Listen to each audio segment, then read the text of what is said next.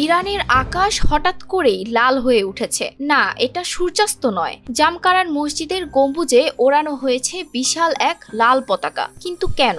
আন্তর্জাতিক রাজনীতিতে এই একটি পতাকার মানে হলো ভয়াবহ যুদ্ধ আর চরম প্রতিশোধের ডাক।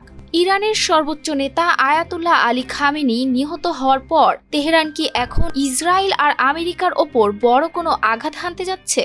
ইসরায়েল মার্কিন যৌথ হামলায় সর্বোচ্চ নেতা আয়াতুল্লাহ খামেনি নিহত হওয়ার পর কোম শহরের জামকারান মসজিদে তোলা হয়েছে এই প্রতিশোধের প্রতীক। ইতিহাসে এর আগে মাত্র একবারই এমনটা ঘটেছিল, 2020 সালে কাসেম সোলাইমানের মৃত্যুর পর। শিয়া ঐতিহ্যে এই লাল পতাকা ওড়ানোর অর্থ শহীদের রক্তের চূড়ান্ত বদলা। পতাকা ওড়ানোর কয়েক ঘন্টার মধ্যেই মধ্যপ্রাচ্যে মার্কিন ঘাঁটি ও ইসরায়েল লক্ষ্য করে একের পর এক ক্ষেপণাস্ত্র ছুড়েছে ইরান।